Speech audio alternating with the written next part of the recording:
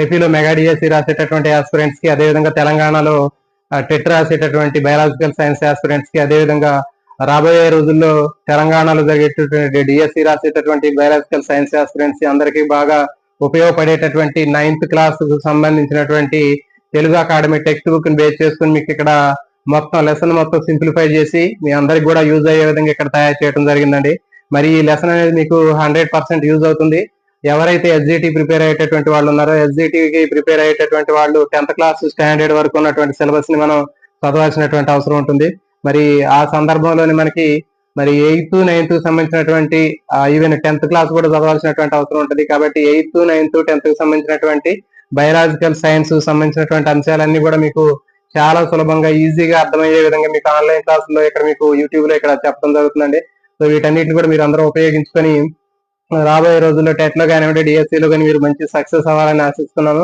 అదేవిధంగా ఈ ఛానల్ ఎవరైతే ఫస్ట్ టైం చూస్తున్నారో, ఛానల్ చూసేటటువంటి ఆస్పిరెంట్స్ అందరూ కూడా ఛానల్ ని సబ్స్క్రైబ్ చేయండి. అదేవిధంగా వీడియోని లైక్ చేయడం మాత్రం మర్చిపోవద్దు. ఆల్ నోటిఫికేషన్ బెల్ ఐకాన్ని ఆన్ చేసుకోండి. ఎందుకంటే ముందుగానే మీకు షెడ్యూల్ అనేది ఇవ్వటం అనేది సాధ్యం కాదు. ఎందుకంటే మాకున్నటువంటి టైం మాక్సిమం ఉన్నటువంటి టైంని మీకు స్పెండ్ చేయడం జరుగుతుంది. సో కాబట్టి ఆ ఉద్దేశంలోనే మీకు మాక్సిమం అవకాశం ఉంటే మీకు నోటిఫికేషన్ రూపంలో ముందుగానే ఇవ్వడం జరుగుతుంది. కాబట్టి మీరు all notification bell icon on చేసుకున్నట్లయితే మీకు ముందుగానే దీనికి సంబంధించినటువంటి నోటిఫికేషన్ వస్తుంది. వీడియోలన్నీ కూడా మిస్ అవ్వకుండా మీరు చూడడానికి అవకాశం ఉంటుంది. అట్లయితే వృక్ష కణజాలానికి సంబంధించినటువంటి చాప్టర్ మనం ఇక్కడ డిస్కస్ చేద్దాం. దాంట్లో మనకి కణజాలాలు అనేటటువంటి దాని గురించి నేర్చుకుందాం. ఫస్ట్ కణజాలాలు అనేటటువంటి తీసుకున్నట్లయితే మొక్కలో వివిధ రకాలైనటువంటి కణాలు కలిస్తే కొన్ని కణజాలాలు అనేవి తయారవుతున్నాయని చెప్పాం. మొత్తం అసలు మనకి ఏకకణ జీవులు, బహుకణ జీవులు అనేటటువంటివి 2 రకాలైనటువంటి జీవులు ఉంటాయని చెప్పాం. కణాల యొక్క సంఖ్యను ఆధారంగా తీసుకొని ఏకకణ జీవులు, బహుకణ జీవులు అనేటటువంటి 2 రకాలైనటువంటి కణాలు ఉంటాయని చెప్పాం. ఏకకణ జీవుల్లో కేవలం ఒకే కణం మాత్రమే ఉంటుంది, అమీబా, యుగ్లిన తర్వాత ఇట్లాంటివన్నీ కూడా. మరి బహుకణ జీవులు తీసుకున్నట్లయితే వీటిలో శరీరము చాలా ఎక్కువ సంఖ్యలో కణాలు అనేవి ఉంటాయని చెప్పాం. అందుకే వీటిని బహుకణ జీవులు అంటున్నారు. మరి బహుకణ జీవులు తీసుకున్నట్లయితే ఈ అనేక రకాలైనటువంటి కణాలన్నీ కూడా కలిసిపోయి కణజాలాలు ఏర్పడతాయని చెప్పాం. కణజాలన్నీ కలిసిపోయి అవయవం ఏర్పడుతుందని చెప్పాం. అవయవాలు కలిసి అవయవ వ్యవస్థలు, తర్వాత ఒక కంప్లీట్ ఒక మొక్క, జంతువు ఏర్పడుతుందని చెప్పాం. మరి మొక్కను తీసుకున్నట్లయితే మొక్కలో వివిధ భాగాలు అనేవి కనిపిస్తూ ఉంటాయి మనకి. మొక్కలో ఉన్నటువంటి భాగాలు తీసుకున్నట్లయితే ఈ కణజాలాలన్నీ కలిసిపోయి వేర్లు, కాండము, తర్వాత పత్రాలు, సో ఇలాంటి భాగాలన్నీ కూడా మనం చూస్తూనే ఉంటాం. మొక్కలో ఉండేటటువంటి భాగాల్లో వేరు, కాండము, పత్రాలు, తర్వాత పుష్పాలు, సో ఈ భాగాలన్నీ కూడా మనం చూస్తూనే ఉన్నాము.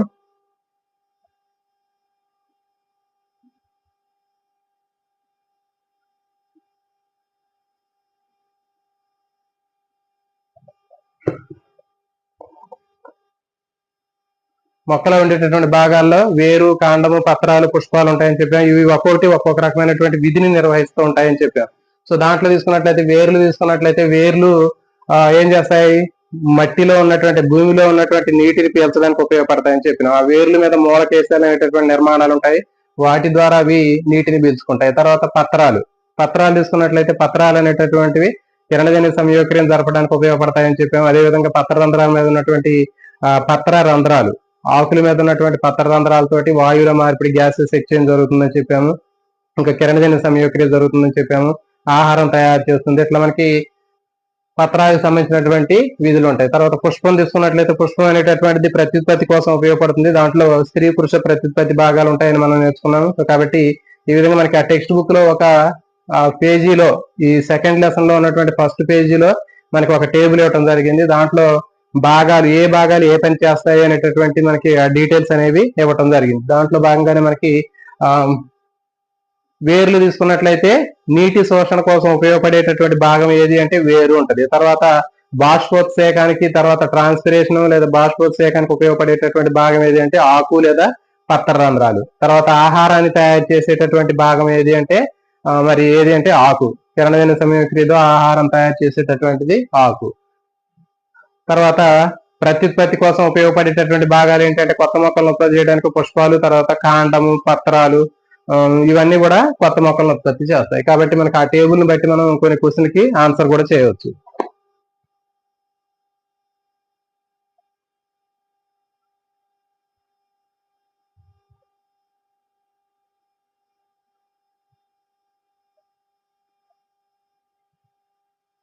తర్వాత మనకి కణజాలాలు అంటే ఏంటో ఇక్కడ మనం డిస్కస్ చేద్దాం. కణజాలాలు అంటే ఏంటండి, ఒకే రకమైనటువంటి ఆకారం కలిగి, ఒకే రకమైనటువంటి నిర్మాణాన్ని కలిగి ఉండి, ఒకే రకమైనటువంటి పని చేసేటటువంటి కణాల సముదాయాన్ని కణజాలం అని చెప్పడం జరుగుతుంది.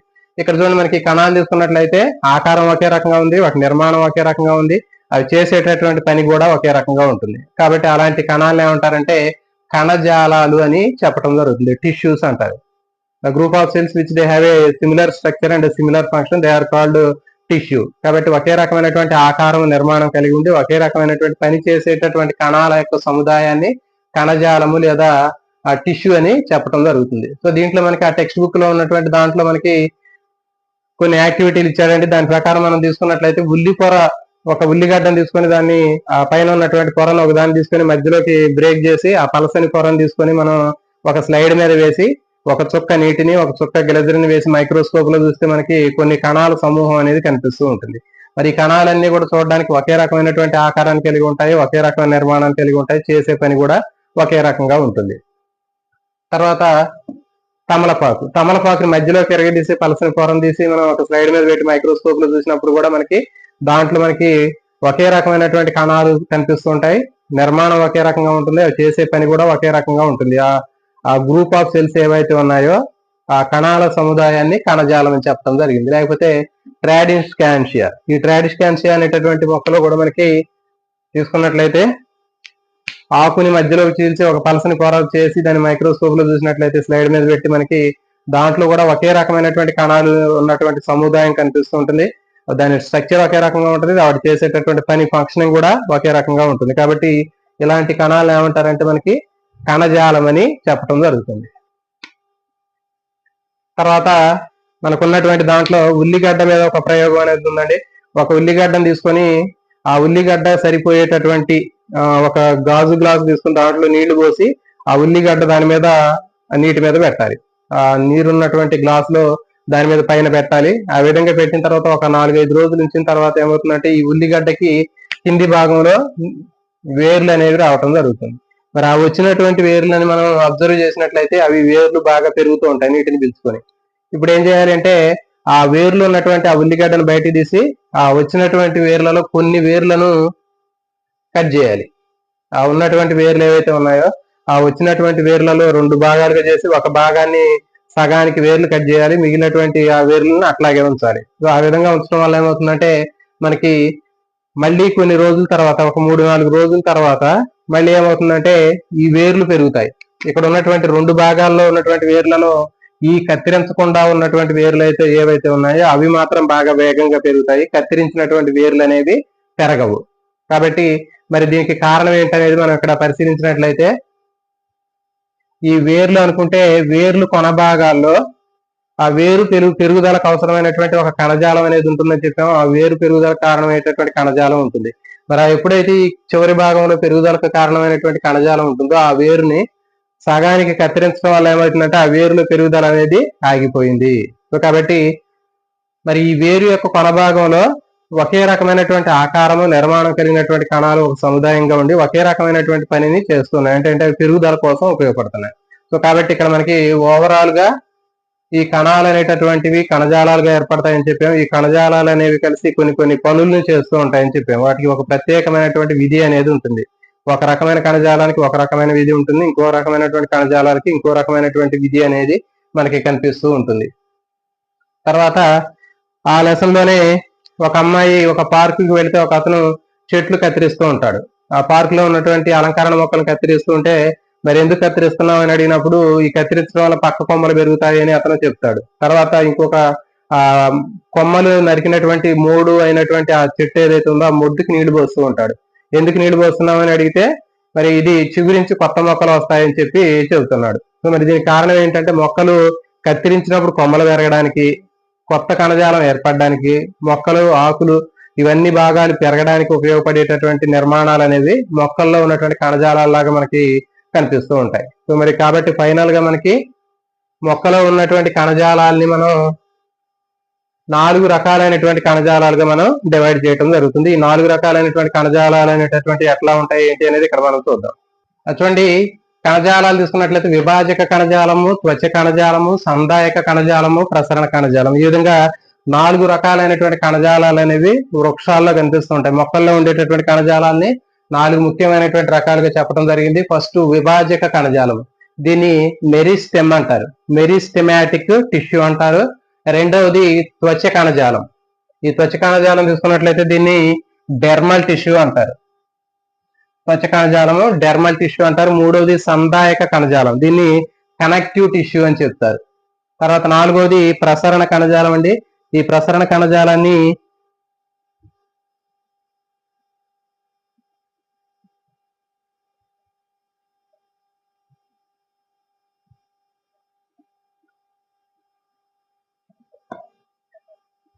చూడండి, ఈ ప్రసరణ కణజాలం. నాలుగోది వాస్కులర్ టిష్యూ. సో కాబట్టి ఈ విధంగా మనకి మొత్తం మొక్కల్లో 4 రకాలైనటువంటి కణజాలాలు ఉంటాయని చెప్పాము. మొదటిది విభాజక కణజాలము, మెరిస్టెమ్ అంటారు. రెండోది త్వచ కణజాలము, డెర్మల్ టిష్యూ. మూడవది సంధాయక కణజాలము, కనెక్టివ్ టిష్యూ. నాలుగోది ప్రసరణ కణజాలం, వాస్కులర్ టిష్యూ.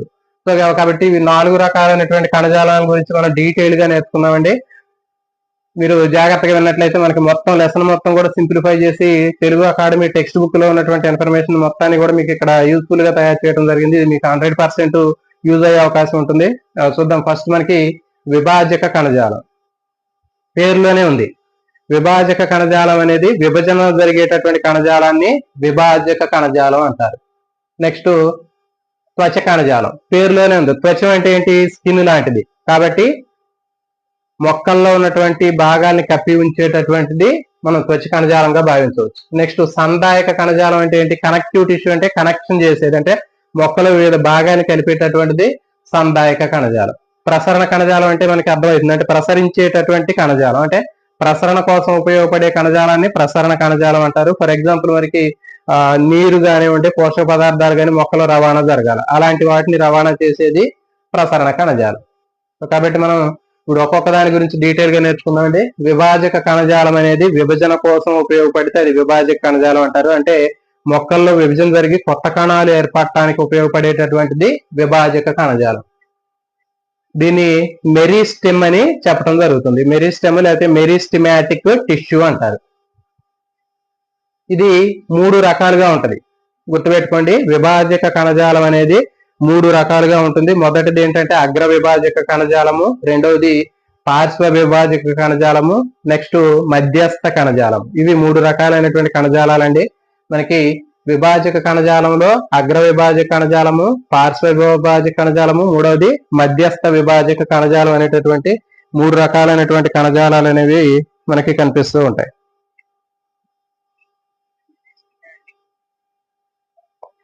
మరి 3 రకాలైనటువంటి కణజాలాలు తీసుకున్నట్లయితే ఎక్కడ ఉంటాయి, ఏం చేస్తాయని తీసుకున్నట్లయితే అగ్ర విభాజక కణజాలంలో మనకి కొన భాగంలో ఉంటాయి, అంటే కాండం యొక్క కొన భాగంలో ఉండి ఆ కాండం యొక్క కొన భాగం పైకి పెరగడానికి ఉపయోగపడుతుంది. దీన్ని అగ్ర విభాజక కణజాలం అంటారు.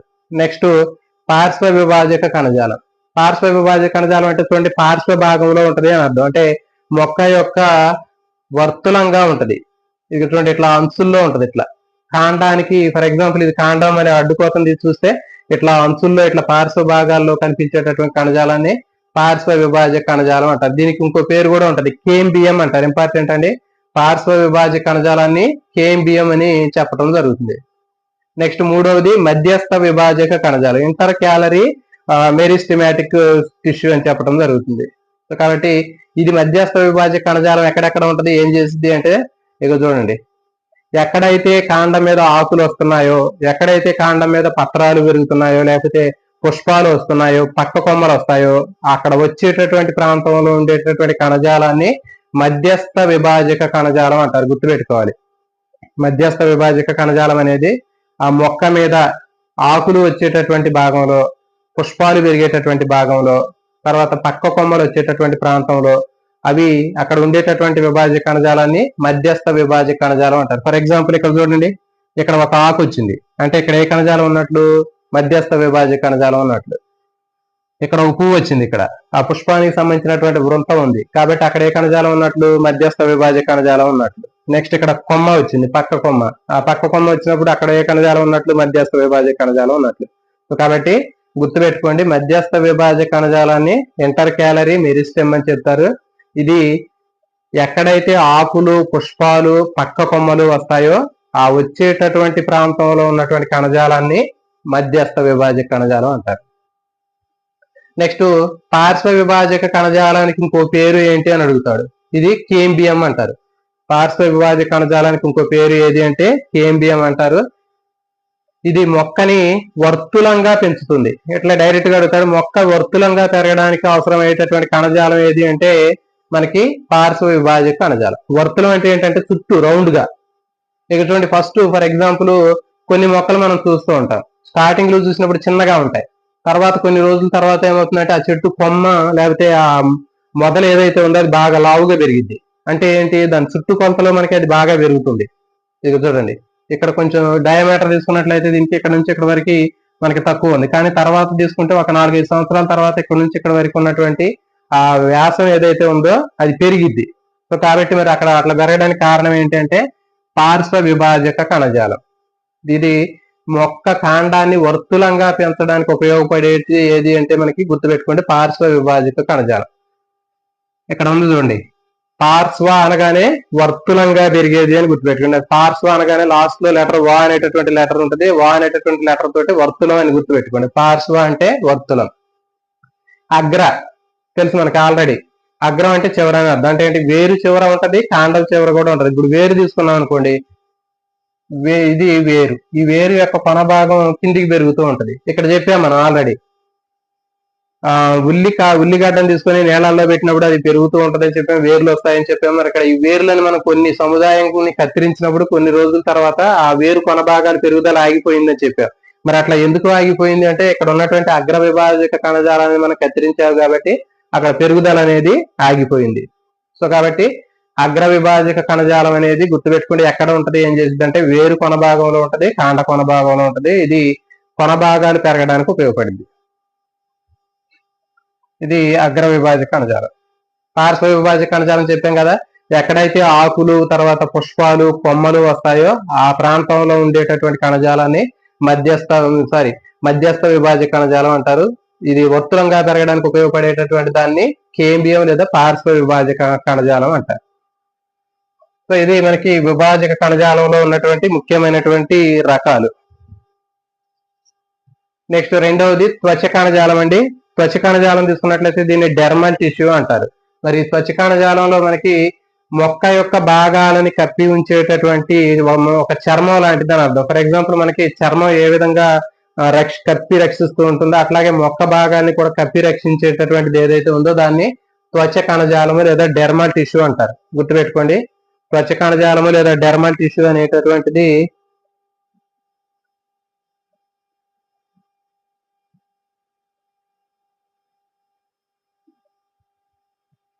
త్వచ కణజాలము లేదా డెర్మల్ టిష్యూ అనేది మనకి స్కిన్ లాగా ఉపయోగపడుతుంది. అంటే మనం చర్మం మన శరీరాన్ని ఎట్లా కప్పి రక్షిస్తుందో మొక్క యొక్క భాగాలన్నింటినీ కూడా కప్పి రక్షించేటటువంటి దాన్ని ఏమంటారంటే త్వచ కణజాలము లేదా డెర్మల్ టిష్యూ అని చెప్పడం జరుగుతుంది. సో దీన్ని మనం ప్రయోగపూర్వకం చేయాలంటే ఒక రియో ఆకుని కానివ్వండి, ఒక తమలపు ఆకుని కానీ తీసుకొని మధ్యలోకి ఎరగదీసి ఒక పలసని పొరలాగా చేసి మనం మైక్రోస్కోప్ లో చూస్తే మనకి కణాలు అనేవి కనిపిస్తూ ఉంటాయి.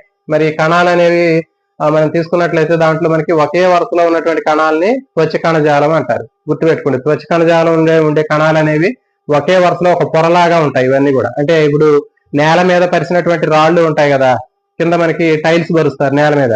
ఆ టైల్స్ పరిచేటప్పుడు ఎట్లా ఒకే వరుసలో ఉంటాయో అట్లా త్వచ కణజాలం అనేటటువంటిది మొక్క యొక్క అన్ని భాగాల్ని అంటే వేరుని కప్పి ఉంచుద్ది, కాండాన్ని కప్పి ఉంచుద్ది, తర్వాత పత్రాన్ని కప్పి ఉంచుద్ది.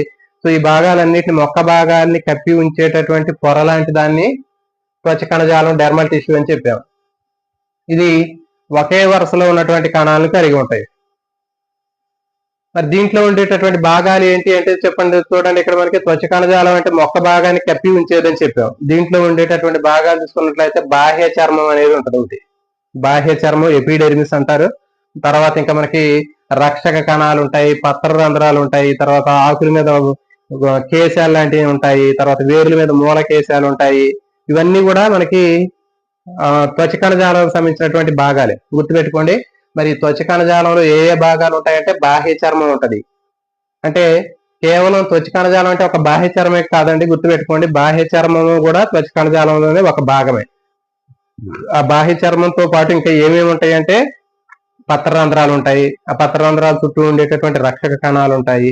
తర్వాత ఆకుల మీద తీసుకున్నట్లయితే కాండం మీద తీసుకుంటే చిన్న చిన్న వెంట్రుకలాగా ఉన్నటువంటి కేశాలు ఉంటాయి. తర్వాత బాహ్యచర్మ కేశాలు అంటారు వాటిని.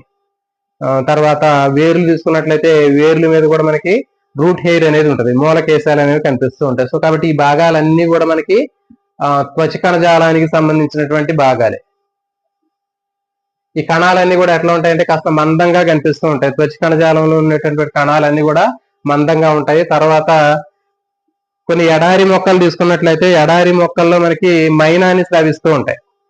అంటే ఎడారి మొక్కల్లో బాహ్య చర్మం తీసుకున్నట్లయితే బాహ్య చర్మము ఎడారి మొక్కల్లో మనకి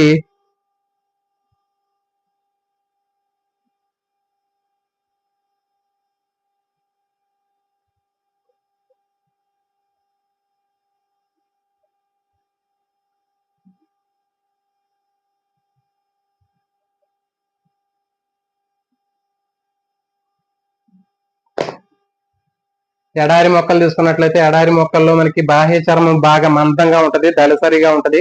ఈ దళసరిగా ఉన్నటువంటి బాహ్య చర్మం దేనికోసం ఉపయోగపడుద్ది అంటే పైన ఒక పొరలాగా ఏర్పడి నీరు ఆవిరైపోకుండా రక్షణ కోసం ఉపయోగపడుతుంది. ఇది ఇట్లా మైనం అనేది ఉంటది. తర్వాత ఆకుల మీద రక్షక కణాలు కూడా కనిపిస్తూ ఉంటాయి. ఆకుల యొక్క బాహ్య చర్మం మీద మనకి ఉండేటటువంటి రంధ్రాలని పత్ర రంధ్రాలు అంటారు. ఈ పత్ర రంధ్రాలకి చుట్టూ పక్కన మనకి ఇట్లా చిక్కుడు గింజ ఆకారంలో లేదా మూత్రపిండ ఆకారంలో ఉండేటటువంటి వీటిని రక్షక కణాలు అంటారు.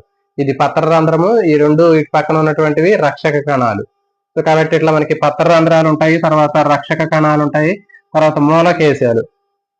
వేరు తీసుకున్నట్లయితే వేరు మీద మనకి వెంట్రుకల్లాగా ఉన్నటువంటి నిర్మాణాలు ఉంటాయి. వీటిని మూలకేశాలు అని చెప్పడం జరుగుతుంది, రూట్ హెయిర్ అంటారు.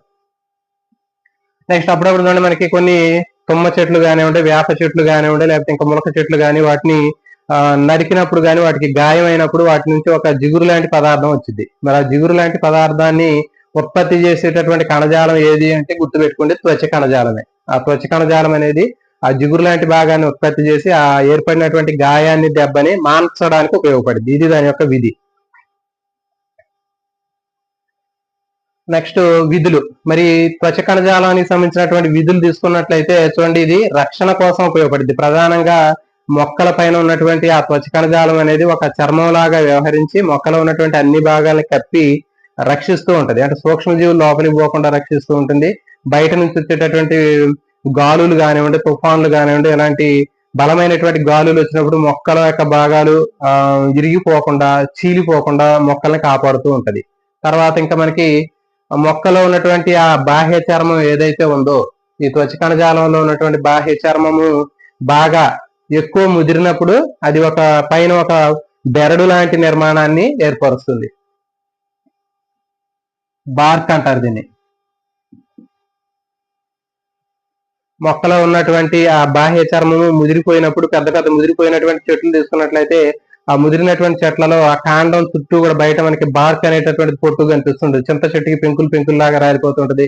తర్వాత వచ్చేసి మనకి జామ చెట్లు, జామాయిల చెట్లకి పైన ఒక పొలుసుల్లాగా పొట్టులాగా మొత్తం రాలిపోయి తెల్లగా కనిపిస్తుంటుంది లోపల. కాబట్టి ఇదంతా ఏంటి అంటే బెరడు అంటారు. కాబట్టి బెరడు అనేది మొక్కని రక్షించడానికి ఉపయోగపడింది. నెక్స్ట్ ఇంకా బాహ్య చర్మం లేకపోతే త్వచ కణజాలం ఏమేం చేసిద్ది అంటే చూడండి, మరి త్వచ కణజాలం ఏం చేసిద్ది అంటే త్వచ కణజాలంలో ఏ భాగాలు ఉంటాయో మనం తీసుకుంటే వాటి విధులు కూడా చెప్పవచ్చు. ఫర్ ఎగ్జాంపుల్ పత్ర రంధ్రాలు ఉంటాయని చెప్పారు. అవి ఏం చేస్తాయి? వాయువుల మార్పిడి కోసం ఉపయోగపడిద్ది, బాష్పోత్సేకానికి ఉపయోగపడిద్ది. తర్వాత ఇంకా మనకి ఆకులు తీసుకున్నట్లయితే, తర్వాత లేకపోతే కాండం తీసుకున్నట్లయితే కాండాల మీద కూడా మనకి లెంటిసెల్స్ అనేటటువంటి భాగాలు ఉంటాయని చెప్పాం. అది కూడా మనకి త్వచ కణజాలంలో ఉన్నటువంటి భాగంగా చెప్పొచ్చు. ఇంకా వేర్లు తీసుకున్నట్లయితే వేర్ల మీద మనకి మూలకేశాలు, రూట్ హెయిర్ ఉంటుందని చెప్పాం. ఆ మూలకేశాలు కూడా ఏం చేస్తాయంటే నీటిని శోషించడానికి ఉపయోగపడతాయి. తర్వాత బాహ్య చర్మంలో ఉన్నటువంటి కిరణజన్య సంయోగక్రియ జరిపేటటువంటి కణాలు అనేవి ఉంటాయని చెప్పాం. అది కిరణజన్య సంయోగక్రియ జరుగుతుంది. కాబట్టి ఈ దీంట్లో మనకి ముఖ్యమైనటువంటి త్వచ కణజాలానికి సంబంధించినటువంటి విధులు తీసుకున్నట్లయితే వాయువుల మార్పిడి కోసం ఉపయోగపడుద్ది. అంటే కిరణజన్య సంయోగక్రియలో ఏర్పడినటువంటి ఆక్సిజన్ బయటకు పోయిద్ది, దానికి కావాల్సినటువంటి కార్బన్ డైఆక్సైడ్ పత్ర రంధ్రాల ద్వారా లోపలికి పోతుంది. నెక్స్ట్ బాష్పోత్సేకం తీసుకున్నట్లయితే మొక్కలో అదనంగా ఉన్నటువంటి ఎక్సెస్ ఆఫ్ వాటర్ ఏదైతే ఉందో అది పత్ర రంధ్రాల ద్వారా ఆవిరి రూపంలో గాలిలో కలవడానికి ఈ బాష్పోత్సేకం అనేది కూడా మనకి ఈ త్వచ కణజాలానికి సంబంధించినటువంటి విధి. నెక్స్ట్ నీటి శోషణ. మొక్కలు వేర్లు నీటిని పీలుస్తున్నాయని చెప్పాం. మరి ఆ వేర్లలో ఉన్నటువంటి ఆ త్వచ కణజాలం నుంచి వచ్చినటువంటి మూలకేశాలు ఏవైతే ఉన్నాయో మూలకేశాల ద్వారా నీటిని శోషించడం జరుగుతుంది. నెక్స్ట్ త్వచ కణజాలంలోనే కిరణజన్య సంయోగక్రియను జరపడానికి ఉపయోగపడేటటువంటి హరిత రేణువులు అనేవి ఉంటాయి. ఫర్ ఎగ్జాంపుల్ లేత ఆకుల యొక్క ఉపరితలం కానివ్వండి, లేకపోతే లేత కాండం మీద ఉన్నటువంటి ఆకుల యొక్క ఉపరితలంలో కానీ మనకి హరిత రేణువులు ఉంటాయి. ఇవన్నీ కూడా కిరణజన్య సంయోగక్రియని నేర్పడం జరుగుతుంది. సో కాబట్టి ఇవి వీటికి సంబంధించినటువంటి విధులు. ఇది త్వచ కణజాలం. అర్థమైంది కదా. త్వచ కణజాలం గురించి బ్రీఫ్ గా చూద్దాం. త్వచ కణజాలం అనేది మొక్క యొక్క అన్ని భాగాల్ని కప్పి, మనకి చర్మం ఎట్లా అయితే ఉంటుందో అట్లా మొక్క భాగాలన్నింటినీ కూడా కప్పి రక్షిస్తుంది. అంటే వేరులను కప్పి రక్షిస్తుంది, కాండాన్ని కప్పి రక్షిస్తుంది, పత్రాలను కప్పి రక్షించేటటువంటి భాగాన్ని త్వచ కణజాలం అని చెప్తారు. మరి అయితే ఈ త్వచ కణజాలంలో ఏ ఏ భాగాలు ఉంటాయంటే బాహ్య చర్మం ఉంటది, దాని మీద మూలకేశాలు ఉంటాయి, తర్వాత పత్రరంధ్రాలు ఉంటాయి, దాని పక్కన ఉండే రక్షక కణాలు ఉంటాయి, అదే వేర్లు తీసుకున్నట్లయితే మూలకేశాలు ఉంటాయి. ఈ భాగాలన్నీ కూడా మరి మొక్కలో ఉన్నటువంటి త్వచ కణజాలానికి సంబంధించినటువంటి భాగాలే.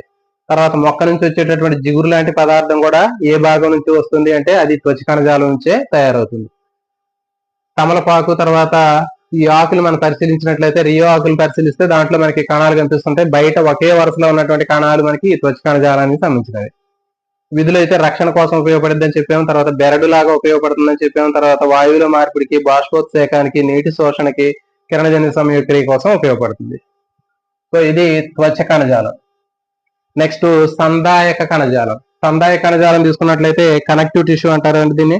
ఈ సందాయక కణజాలం అనేది మొక్కలో ఉన్నటువంటి వివిధ భాగాలనేది కలుపుతూ ఉంటుంది. మొక్కలో ఉన్నటువంటి వివిధ భాగాల్ని కలిపేటటువంటి కణజాలము సందాయక కణజాలము. మొక్కలో అత్యధిక భాగం ఏ కణజాలం ఉంటుందంటే సందాయక కణజాలం అని చెప్పడం జరుగుతుంది. మొక్కలో ఎక్కువ భాగాన్ని ఆక్రమించేది ఈ సందాయక కణజాలమే. మరి ఈ సందాయక కణజాలం గురించి ఇక్కడ మనం దీని గురించి డిస్కస్ చేద్దామండి.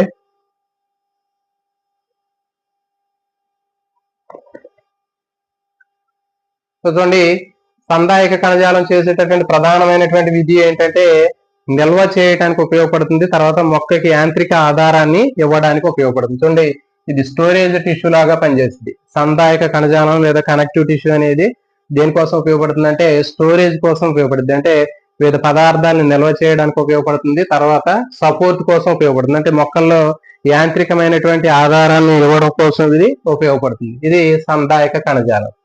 మరి దీంట్లో 3 రకాలైనటువంటి కణజాలాలు ఉంటాయండి సందాయక కణజాలంలో. చూడండి, ఇంపార్టెంట్ ఇది. ఒకటి మృదు కణజాలం, దీన్ని ప్యారంకైమా అని చెప్తారు. మృదు కణజాలానికి ఇంకో పేరు ఏంటంటే ప్యారంకైమా అంటారు. నెక్స్ట్ రెండవది స్థూల కోణ కణజాలం, దీన్ని కోలింకైమా అంటారు. స్థూల కోణ కణజాలాన్ని కోలింకైమా అంటారు. ఇక్కడ చూడండి, స్థూల కోణ అన్నప్పుడు ఇక్కడ మనకి కో అంటే కోలింకైమా అని గుర్తుపెట్టుకోండి. నెక్స్ట్ దృఢ కణజాలం, ఇది స్క్లీరింకైమా. దృఢ కణజాలాన్ని స్క్లీరింకైమా అంటారు. మృదు కణజాలాన్ని ప్యారంకైమా అంటారు. స్థూల కోణ కణజాలాన్ని కోలింకైమా అంటారు.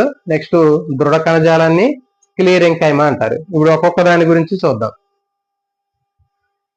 మృదు కణజాలం పేరు తగినట్టుగా దానికి మృదువైనటువంటి కణాలు ఉంటాయండి. మృదు కణజాలంలో ఉండే కణాలన్నీ కూడా ఎట్లా ఉంటాయంటే మృదువుగా, పలచగా, వదులుగా ఉంటాయి. ఇట్లా ప్రతి ఒక్క కణంలో కూడా ఒక కేంద్రకం ఉంటుంది. కణాలు అనేవి చాలా మృదువుగా ఉంటాయి, పలచగా ఉంటాయి, వదులుగా ఉంటాయి.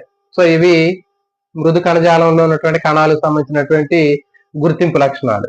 మరి మృదు కణజాలం అనేది 3 రకాలుగా ఉంటుంది, గుర్తుపెట్టుకోవాలి. మృదు కణజాలంలో 3 రకాలైనటువంటి కణజాలాలు అనేవి ఉంటాయి. మళ్ళీ అవేంటి అంటే క్లోరింకైమా, ఏరింకైమా, స్టోరేజీ, ప్యారంకైమా. ఇవి 3 రకాలైనటువంటి కణజాలాలు అనేవి మనకి మృదు కణజాలంలో ఉంటాయి. ఇదేం చేసింది అంటే చూడండి, క్లోరింకైమా అంటే చూడండి, మనకి క్లోరో అంటే ఏంటి, ఆకుపచ్చ, అంటే హరితయుత మృదు కణజాలం అంటారు దీన్ని. క్లోరింకైమాని హరితయుత మృదు కణజాలం అంటారు. ఇది కిరణజన్య సంయోగక్రియ జరపడానికి ఉపయోగపడింది. నెక్స్ట్ ఏరింకైమా. ఏరింకైమా అంటే ఏంటి, ఎయిర్ అని గుర్తుపెట్టుకోండి. ఎయిర్ అంటే గాలిని నిల్వ ఉంచేటటువంటిది ఏరింకైమా. అంటే దీన్ని వాయుగత మృదు కణజాలము లేకపోతే వాతయుత మృదు కణజాలం అంటారు. ఇది ఉండటం వల్ల ఏమవుతుందంటే మొక్క భాగాలు నేలలో మునిగిపోకుండా ఫ్లోటింగ్ అవడానికి ఉపయోగపడతాయి, తేలడానికి ఉపయోగపడతాయి. నెక్స్ట్ స్టోరేజీ ప్యారంకైమా, నిల్వ చేసేటటువంటి మృదు కణజాలం. ఈ నిల్వ చేసేటటువంటి మృదు కణజాలం ఏం చేసిందంటే నిల్వ చేయడానికి ఉపయోగపడుద్ది. అంటే మొక్కలో వివిధ రకాలైనటువంటి ఆహార పదార్థాలను నిల్వ చేయడానికి స్టోరేజీ ప్యారంకైమా లేకపోతే నిల్వ చేసే మృదు కణజాలం ఉపయోగపడుతుంది. ఇప్పుడు ఫర్ ఎగ్జాంపుల్ బంగాళాదుంప ఉంది అనుకోండి, బంగాళాదుంపలో మనకి ఆ దుంపలో ఆహారం అనేది నిల్వ చేయడం జరుగుతుంది, అది స్టోరేజ్ ప్యారంకైమ. సో కాబట్టి ఇది మృదు కణజాలం గురించి మనం నేర్చుకున్నామంటే, మృదు కణజాలంలో కణాలు పల్చగా ఉంటాయని చెప్పాము, వదులుగా ఉంటాయని చెప్పాము, తర్వాత చాలా మృదువుగా ఉంటాయి. దీంట్లో మృదు కణజాలంలో 3 రకాల కణజాలాలు ఉంటాయి. అవి హరితయుత మృదు కణజాలము, వాయుగత మృదు కణజాలము, నిల్వ చేసే మృదు కణజాలం. చూడండి, హరితయుత మృదు కణజాలాన్ని ఏమంటారంటే క్లోరిన్ కైమా అంటారు. ఇది కిరణజన్య సంయోగక్రియ జరుగుతుంది, హరిత రేణువులు ఉంటాయి. నెక్స్ట్ ఏరెన్ కైమా అంటే ఇక్కడ ఎయిర్ అని గుర్తుపెట్టుకోండి, అంటే గాలి గదులు కరిగినటువంటి భాగాలు ఉండి దాంట్లో గాలిని నిల్వ చేస్తాయి. దీన్ని వాయుగత మృదు కణజాలము లేకపోతే వాతయుత మృదు కణజాలం అంటారు. ఇది మొక్క భాగాలు నేలలో మునిగిపోకుండా తేలడానికి ఉపయోగపడతాయి. నెక్స్ట్ మూడోది స్టోరేజీ ప్యారంకైమా, నిల్వ చేసేటటువంటి మృదు కణజాలం. ఇదేం చేసిద్దంటే ఆహార పదార్థాలని నిల్వ చేస్తుంది. సో ఇది మృదు కణజాలం. నెక్స్ట్ స్థూల కోణ కణజాలం, దీన్ని కోలింగ్ కైమా అని పిలుస్తారండి. ఈ కోలింగ్ కైమాలో కణాలు అనేవి మృదు కణజాలంతో పోల్చినప్పుడు చాలా కొంచెం మందంగా ఉంటాయి, దళసరిగా మందంగా ఉంటాయి. కణాలు కొంచెం పొడవుగా కనిపిస్తూ ఉంటాయి. ఇక కణాలు అనేవి పొడవుగా ఉంటాయి. ఇవి వీటికి సంబంధించినటువంటి లక్షణాలు. స్థూల కోణ కణజాలానికి సంబంధించినటువంటి కణాలు అనేవి మృదు కణజాలంలో కణాల కంటే కొంచెం దళసరిగా ఉండి పొడవైనటువంటి ఆధారాలను కలిగి ఉంటాయి. ఇవి పొడవైనటువంటి నిర్మాణాన్ని కలిగి ఉంటాయి. మరి స్థూల కోణ కణజాలం ఏం చేస్తుందంటే యాంత్రిక ఆధారాన్ని కల్పించింది. ఇది కూడా మొక్కకి సపోర్ట్ అనేది ఇవ్వడానికి ఉపయోగపడింది. ఫర్ ఎగ్జాంపుల్ పెద్ద పెద్ద తుఫాన్లు గాలిదుమ్ములు వస్తూ ఉంటాయి. మరి గాలిదుమ్ములు వచ్చినప్పుడు చెట్లు కొమ్మలు చూడండి పక్కకి ఒరిగిపోతాయి, కానీ మళ్ళీ తర్వాత అయిపోయిన తర్వాత యథాస్థితికి పైకి వస్తాయి. కాబట్టి అట్లా మెకానికల్ సపోర్ట్ ఇవ్వడానికి ఉపయోగపడతాయి. సో ఇదేంటంటే స్థూల కోణ కణజాలం. కణాలు అనేవి దళసరిగా మందంగా ఉంటాయి, పొడవుగా ఉంటాయి, యాంత్రిక ఆధారానికి ఇవ్వడానికి ఉపయోగపడుతుంది. దీన్ని కోలింగ్ కైమా అంటారు. మొక్కల్లో యాంత్రిక ఆధారాన్ని ఇవ్వడానికి ఉపయోగపడేటటువంటి కణజాలం ఏది అంటే మృదు కణజాలంలో ఏ కణజాలం అంటే మనకి గుర్తుపెట్టుకోండి, స్థూల కోణ కణజాలం. ఈ కణాలు అనేవి మందంగా ఉండి పొడవుగా ఉండి కోణాల్లాగా కనిపిస్తూ ఉంటాయి, అంచుల్లో కోణాలు లాంటి నిర్మాణాలు కనిపిస్తుంటాయి. వీటిని స్థూల కోణ కణజాలం అని చెప్తారు. సో ఇది. నెక్స్ట్ మూడవది దృఢ కణజాలం. దృఢ కణజాలాన్ని స్క్లీరెన్ కైమా అని పిలుస్తారండి. మరి స్క్లీరెన్ కైమా తీసుకున్నట్లయితే దీంట్లో కణాలన్నీ కూడా మందంగా ఉంటాయి, కణాల మధ్య గ్యాప్ లేకుండా దగ్గరగా అమరి ఉంటాయి. ఇవి చూడండి, ఇక్కడ కణాలు అనేవి పొడవుగా ఉంటాయి, దగ్గరగా ఉంటాయి, దళసరిగా ఉంటాయి, గ్యాప్ లేకుండా ఉంటాయి. ఇవన్నీ కూడా దృఢ కణజాలం. ఇది స్క్లీరెన్ కైమా అని పిలవటం జరుగుతుంది. ఇది కూడా అంతే, కిరణజన్య సంయోగక్రియ జరపడానికి ఉపయోగపడుతుంది ఈ దృఢ కణజాలం లేదా స్క్లీరెన్ కైమా. ఇది కూడా సపోర్ట్ కోసం ఉపయోగపడుతుంది, మొక్కలో సపోర్ట్ కోసం ఉపయోగపడుతుంది. కాబట్టి ఫైనల్ గా మనకి ఈ సంధాయక కణజాలంలో ఉన్నటువంటి దృఢ కణజాలము సపోర్ట్ కోసం ఉపయోగపడుతుంది. నెక్స్ట్ స్థూల కోణ కణజాలము సపోర్ట్ కోసం ఉపయోగపడుతుంది. నెక్స్ట్ వచ్చేసి ఇవి రెండు గుర్తుపెట్టుకోండి, మృదు కణజాలంలో మనకి మృదు కణజాలం సపోర్ట్ కోసం ఉపయోగపడదండి. మృదు కణజాలం అనేది మనకి వివిధ రకాలైనటువంటి వాటిని నిల్వ చేయడానికి ఉపయోగపడుతుందని చెప్పాం. మృదు కణజాలము తర్వాత స్థూల కోణ కణజాలము, దృఢ కణజాలము, ఇవి రెండు కూడా ఏంటి అంటే సపోర్ట్ కోసం ఉపయోగపడతాయి, తర్వాత కిరణజన్య సంయోగక్రియ కోసం ఉపయోగపడతాయి. అయితే చూడండి, మరి నెహేమియా గ్రూ అనేటటువంటి ఈ శాస్త్రవేత్త ఎనాటమీ ఆఫ్ ప్లాంట్స్ అనేటటువంటి గ్రంథాన్ని రాయటం జరిగింది. ఇతను లండన్ లో ఉన్నటువంటి కళాశాలలో అతను పనిచేయడం జరిగింది. రాయల్ కాలేజీ ఆఫ్ లండన్ లో అతను దీనికి సంబంధించినటువంటి మొత్తం డీటెయిల్స్ మొత్తం కూడా అతను ఇచ్చి, అందులో దీనికి సంబంధించినటువంటి డీటెయిల్స్ మొత్తం కూడా ఇచ్చినటువంటి సైంటిస్ట్ గా చెప్పొచ్చు ఇతన్ని. మరి ఇతను రాసినటువంటి అంతర్నిర్మాణం కానివ్వండి, లేకపోతే కణజాలానికి సంబంధించినటువంటి కణజాల శాస్త్రాల మీద ఇతను పరిశోధన చేయడం జరిగింది. మొక్కలకు సంబంధించినటువంటి అంతర్నిర్మాణాల మీద పరిశోధన చేశాడు, కణజాలాల మీద కూడా ఇతను హిస్టాలజీ మీద పరిశోధన చేయడం జరిగింది. ఇతను రాసినటువంటి గ్రంథం ఏంటి అంటే ఎనాటమీ ఆఫ్ ప్లాంట్స్, మొక్కల్లో ఉన్నటువంటి వృక్ష అంతర్నిర్మాణ శాస్త్రము తర్వాత కణజాల శాస్త్రాల మీద ఇతను పరిశోధన చేయడం జరిగింది. ఇతను ఏం చెప్పాడంటే నెహేమియా గ్రూ, మొక్కల్లో ఉన్నటువంటి కణజాలాలు అనేవి రెండు రకాలుగా ఉంటాయని చెప్పాము. మొదటిది ఏంటి అంటే దవ్వ, మెత్తటి భాగాన్ని దవ్వ అని చెప్పాడు. తర్వాత గట్టిగా ఉండేటటువంటి భాగాన్ని ఇతను ఏం చెప్పాడంటే గట్టి భాగం అని చెప్పాడు. మెత్తటి భాగం ఉంటుంది, గట్టి భాగం ఉంటుంది అనే రెండు భాగాలుగా చెప్పాడు. మెత్తటి భాగాన్ని పిట్ అన్నారు, తర్వాత గట్టిగా ఉన్నటువంటి భాగాన్ని లిజీనియస్ పార్ట్ అని చెప్పడం జరుగుతుంది. లైజీనియస్ లేకపోతే లిజీనియస్ పార్ట్ అని చెప్పడం జరిగింది. సో కాబట్టి మీకు బిట్ ఏంటి అంటే మొక్కల్లో ఉన్నటువంటి కణజాలాల మీద కానివ్వండి, లేకపోతే అంతర్నిర్మాణ శాస్త్రం మీద కానీ పరిశోధన చేసినటువంటి శాస్త్రవేత్త. రాయల్ కాలేజ్ ఆఫ్ లండన్ లో అతను దానికి సంబంధించినటువంటి ప్రొఫెసర్ లాగా అతను పనిచేసి అందులో ఒక సభ్యుడిగా కూడా పనిచేయడం జరిగింది. ఇతను ఎవరంటే నెహేమియా గుర్తుపెట్టుకోండి. నెక్స్ట్ ప్రసరణ కణజాలం. ప్రసరణ కణజాలం తీసుకున్నట్లయితే పేరులోనే ఉన్నట్లుగా మనకి ప్రసరణ కణజాలం అనేది ప్రసరణ కోసం ఉపయోగపడేటటువంటి కణజాలాన్ని ప్రసరణ కణజాలం అంటారు. మరి ఈ ప్రసరణ కణజాలంలో మనకి 2 రకాలైనటువంటి భాగాలు ఉంటాయి. చూడండి, దారువు పోషక కణజాలం. ప్రసరణ కణజాలం అనగానే మనకి వాస్కులర్ టిష్యూ అనగానే మనకి గుర్తు రావాల్సినటువంటి భాగాలు ఏంటి అంటే 2 ఉంటాయి. అది దారువు పోషక కణజాలం. దారువు పోషక కణజాలాన్ని కలిపి ప్రసరణ కణజాలం అంటారు, లేకపోతే వాస్కులర్ బండిల్ అని చెప్తారు. నాళికా పుంజాలని కూడా పెరగడం జరుగుతుంది. ప్రసరణ కణజాలాన్ని వాస్కులర్ టిష్యూ అంటారు. దారువు పోషక కణజాలం 2 కూడా ప్రసరణ కణజాలంలో ఉండేటటువంటి ముఖ్యమైన భాగాలు. ఈ దారువు పోషక కణజాలాన్ని ఏమంటారంటే వాస్కులర్ బండిల్ అంటారు, నాళికా పుంజాలు అంటారు. ఇంపార్టెంట్ అంటే నాళికా పుంజాల్లో ఏ భాగాలు ఉంటాయంటే దారువు పోషక కణజాలం అనే 2 భాగాలు ఉంటాయి. మరి ఈ ప్రసరణ కణజాలం దేనికోసం ఉపయోగపడుద్ది అంటే రవాణా కోసం ఉపయోగపడుద్ది. తర్వాత యాంత్రిక ఆధారాన్ని ఇవ్వడానికి సపోర్ట్ కోసం కూడా ఉపయోగపడుద్ది. మరి ఇప్పుడు వీటి గురించి చూద్దాం. దారువు ఏం చేసింది అంటే నీటిని రవాణా చేయడానికి ఉపయోగపడుద్ది. పోషక కణజాలం పేరులోనే ఉంది. అంటే పోషక పదార్థాలు, అంటే పోషక పదార్థాలను రవాణా చేసేది పోషక కణజాలము. దారువు అంటే నీటిని రవాణా చేసేటటువంటిది దారువు, పోషక పదార్థాలు రవాణా చేసేది పోషక కణజాలం. మరి దారువు గురించి చూద్దాం. దారువు అనేది వేర్లు శోషించినటువంటి నీటిని మొక్కలో ఉన్నటువంటి అన్ని భాగాలకు రవాణా చేసేటటువంటి కణజాలం ఏది అంటే దారువు. మరి దారువులో మనకి తీసుకున్నట్లయితే దారు కణాలు ఉంటాయి, దారు నాళాలు, దారు తంతువులు, దారు మృదు కణజాలం అనేటటువంటి 4 రకాలైనటువంటి భాగాలు ఉంటాయండి. ఇంపార్టెంట్. దారువులో ఉండేటటువంటి ముఖ్యమైన భాగాలు ఏంటంటే దారు కణాలు, దారు నాళాలు, దారు తంతువులు, దారు మృదు కణజాలం. వీటిని దారు కణాలని ట్రాకిడ్స్ అంటారు, దారు నాళాలని ట్యూబులార్ సెల్స్ అంటారు, నెక్స్ట్ దారు తంతువుల్ని ఫైబర్స్ అంటారు, దారు మృదు కణజాలాన్ని ప్యారంకైమా అని పిలుస్తారు. సో కాబట్టి ఇవన్నీ కూడా దారువులో ఉండేటటువంటి భాగాలు. దారు అనేది నీటిని రవాణా చేసేది ఎక్కడి నుంచి ఎక్కడికి అంటే వేర్లు పీల్చుకున్నటువంటి నీటిని మొక్కలో ఉన్నటువంటి అన్ని భాగాలకి రవాణా చేసేటటువంటి కణజాలాన్ని దారు అని పిలవటం జరుగుతుంది. మనం 6th 7th క్లాసుల్లో మనకి ఆ లెసన్ లో ఉంటాయి. ఏంటంటే ఒక గోరింట మొక్కను తీసుకెళ్లి రంగు ఉన్నటువంటి రంగు నీరు ఉన్నటువంటి ఒక గ్లాస్ లో పెట్టినప్పుడు ఏం చేస్తుందంటే ఒక గంట 2 గంటల తర్వాత మొక్కను పరిశీలిస్తే ఆ మొక్క మీద ఎరుపు రంగులో ఉన్నటువంటి స్పాట్స్ మచ్చలు లాంటివి కనిపిస్తూ ఉంటాయి. తర్వాత ఆ మొక్కని మనం సెక్షన్ కటింగ్ చేసి చూస్తే ఎర్రగా కనిపిస్తూ ఉంటుంది లోపల. మరి రంగు ఎక్కడి నుంచి వచ్చిందంటే ఆ వేర్లు నేలల్లో వేసినటువంటి రంగు నీళ్ళని వేర్లు పీల్చుకొని ఆ వేరు నుంచి కాండం ద్వారా ఆకులు మొక్కలు ఉన్నటువంటి అన్ని భాగాలకి ఇది రవాణా చేయడం వల్ల జరిగింది. కాబట్టి గుర్తుపెట్టుకోండి, దారు అనేది వేరు ద్వారా నీటిని మొక్కలో ఉన్నటువంటి అన్ని భాగాలకి రవాణా చేయడానికి దారువు ఉపయోగపడుతుంది. దారువులో ఉండేటటువంటి 4 రకాలైనటువంటి కణాల్లో లేని దాన్ని గుర్తించండి అంటాడండి. చాలా చాలా ఇంపార్టెంట్.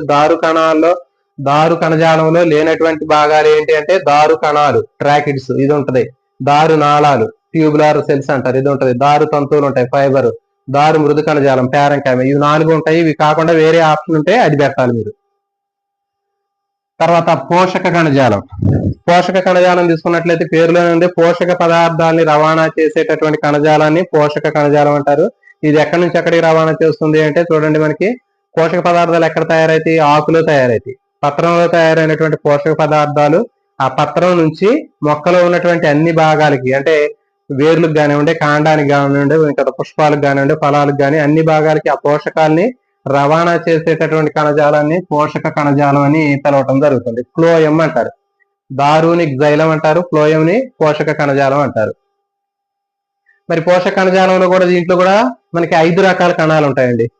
దారులో ఎలాంటి కణాలు ఉన్నాయో దీంట్లో కూడా పోషక కణజాలంలో కూడా అలాంటి కణాలే ఉంటాయి. అదనంగా ఇంకొక కణం ఉంటది.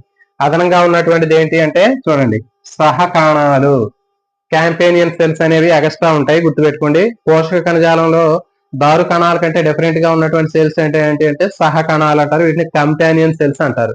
దారు కణాల్లో ఉండి పోషక కణజాలం దారు కణాల్లో లేకుండా పోషక కణజాలంలో అదనంగా ఉన్నటువంటి కణాన్ని గుర్తించండి అని అడుగుతాడు. అదేంటి అంటే సహ కణాలు, కంపానియన్ సెల్స్ అనేవి పోషక కణజాలంలో ఉంటాయి అదనంగా. లేకపోతే సహ కణాలు కాంపానియన్ సెల్స్ అనేవి ఏ కణజాలంలో ఉంటాయి అని అడుగుతారు. దారువు, పోషక కణజాలము 2 ఏది కాదు.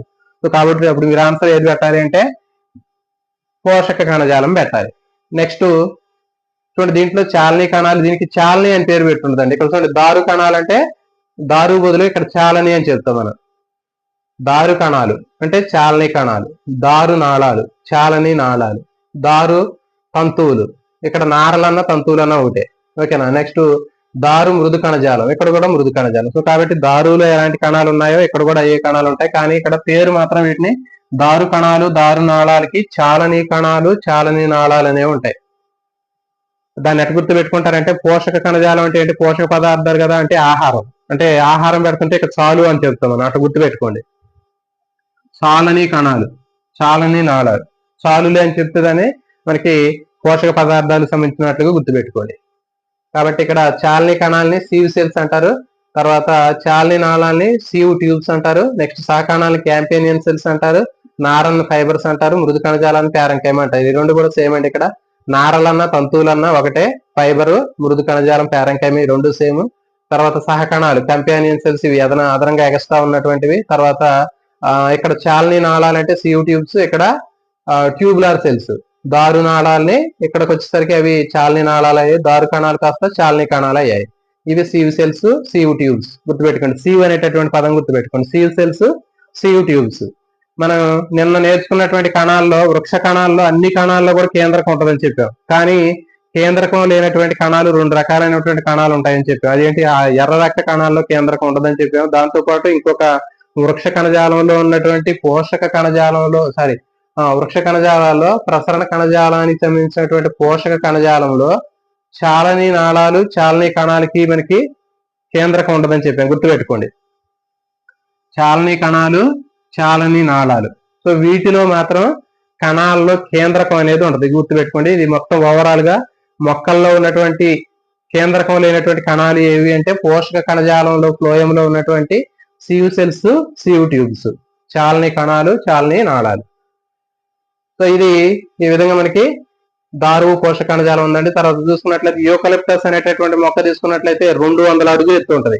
తర్వాత రెడ్ వుడ్ తీసుకుంటే 300 అడుగులు ఎత్తు ఉంటుంది. మరి అంత ఎత్తు ఉన్నటువంటి మొక్కల్లో కూడా వేరు పీల్చుకున్నటువంటి నీటిని మొక్క భాగాలకి, ఆకు తయారు చేసినటువంటి భాగాలు ఆహారాన్ని ఆ 300 అడుగులు ఎత్తు వరకు కూడా అది రవాణా చేయాలి అంటే ఆ క్రెడిట్ అనేది మనకి ప్రసరణ కణజాలం లేదా వాస్కులర్ టిష్యూకే సాధ్యమవుతుంది. సో ఇది దీనికి సంబంధించినటువంటి ఇన్ఫర్మేషన్ అండి. ప్రసరణ కణజాలం అనేది ప్రసరణ కోసం ఉపయోగపడుతుందని చెప్పాము. దీంట్లో దారు, పోషక కణజాలం 2 ఉంటాయి. దీన్ని వాస్కులర్ బండిల్ లేకపోతే నాళిక పుంజాలు అంటారు. దారు నీటిని రవాణా చేస్తుంది, పోషక కణజాలం పోషక పదార్థాలను రవాణా చేస్తుంది. దారు ఎక్కడి నుంచి ఎక్కడికంటే వేరు నుంచి మొక్క భాగాలకి రవాణా చేస్తుంది నీటిని. పోషక కణజాలం అనేది ఆకు నుంచి మొక్క భాగాలకి రవాణా చేస్తుంది. దారులో దారు కణాలు, దారు నాళాలు, దారు తంతువులు, దారు మృదు కణజాలం ఉంటాయి. ట్రాకిడ్స్, ట్యూబులర్ సెల్స్, ఫైబర్ సెల్స్, ప్యారంకైమ. పోషక కణజాలంలో పోషక కణజాలాన్ని ఫ్లోయం అంటారు. దీంట్లో ఇది పోషక పదార్థాలను రవాణా చేస్తుంది. చాలని కణాలు, చాలని నాళాలు, సహకణాలు, నారలు, మృదు కణజాలం అనేవి ఉంటాయి. Sieve cells, sieve tubes, companion cells, fibre cells, parenchyma. దీంట్లో అదనంగా ఉండేటటువంటి కణాలు ఏంటి అంటే సహకణాలు, క్యాంపేనియన్ సెల్స్. తర్వాత వచ్చి దీంట్లో కేంద్రకం లేనటువంటి కణాలు ఏది అంటే పోషక కణజాలంలో చాలని కణాలు, చాలని నాళాల్లో మనకి ఆ కణాల్లో ఎలాంటి కేంద్రకం ఉండదు. తర్వాత సందాయ కణజాలం అనే కనెక్టివ్ టిష్యూ అని చెప్పాము. ఇది మృదు కణజాలం ఉంటుందని చెప్పాము, పలసగా మృదువుగా ఉంటాయని చెప్పాం. తర్వాత దీంట్లో కిరణజన్య సమీకరణ జరిగితే క్లోరంకైమ అని చెప్పాను, గాలి నిల్వ చేస్తే ఏరింకైమ అని చెప్పాను, ఆ ఫుడ్ ని స్టోర్ చేస్తే స్టోరేజ్ ప్యారంకైమ అని చెప్పాము. స్థూలకోణ కణజాలం అనేది యాంత్రిక ఆధారాన్ని ఇస్తుందని చెప్పాము. కణాలు మందంగా పొడవుగా ఉంటాయని చెప్పాము, దీన్ని కోలింకైమ అంటారు. నెక్స్ట్ దృఢ కణజాలాన్ని స్క్లేరింకైమ అంటారు. దీంట్లో కణాలు దళసరిగా ఉంటాయి, కణాల మధ్య గ్యాప్ లేకుండా పొడవుగా ఉంటే దగ్గరగా ఉంటాయి. ఇది కిరణజన్య సంయోక్రియ జరుగుతుంది, యాంత్రిక ఆధారాన్ని కూడా ఇస్తుందని చెప్పాము. నెహేమియా గ్రూ అనేటటువంటి శాస్త్రవేత్త అంతర్నిర్మాణం మీద, కణజాల శాస్త్రం మీద పరిశోధన చేసి రాయల్ సొసైటీ ఆఫ్ లండన్ లో ఒక సభ్యుడిగా ఉన్నాడని చెప్పాము. ఇతను మొక్కలో ఉన్నటువంటి మెత్తని భాగం అని చెప్పాడు, ఫిట్ అని చెప్పాడు, గట్టిగా ఉండేటటువంటి భాగం లిజీనియస్ పార్ట్ అని చెప్పడం జరిగింది.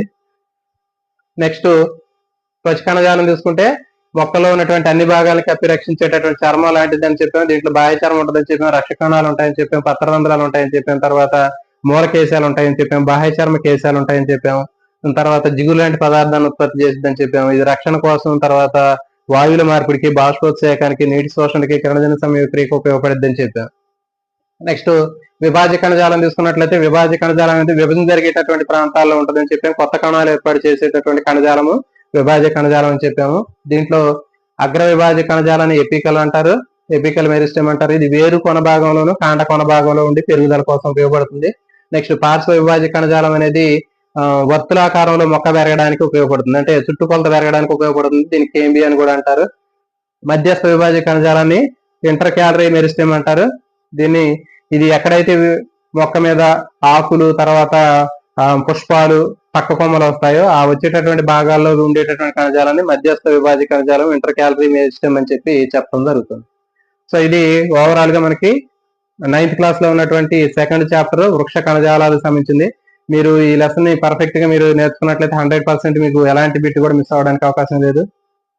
మరి ఇది ఈ రోజు సెషన్ లో ఉన్నటువంటి లెసన్ అండి. మళ్ళీ నెక్స్ట్ సెషన్ లో మళ్ళీ ఈవినింగ్ మళ్ళీ వీటికి సంబంధించినటువంటి రిలేటెడ్ గా ఉన్నటువంటి ఇంటర్మీడియట్ సంబంధించినటువంటి చాప్టర్లు డిస్కస్ చేస్తున్నాం. కొత్తగా ఛానల్ చూసేటటువంటి ఆస్పిరెంట్స్ ఛానల్ ని సబ్స్క్రైబ్ చేయండి. అదేవిధంగా వీడియోని మర్చిపోకుండా లైక్ చేయండి.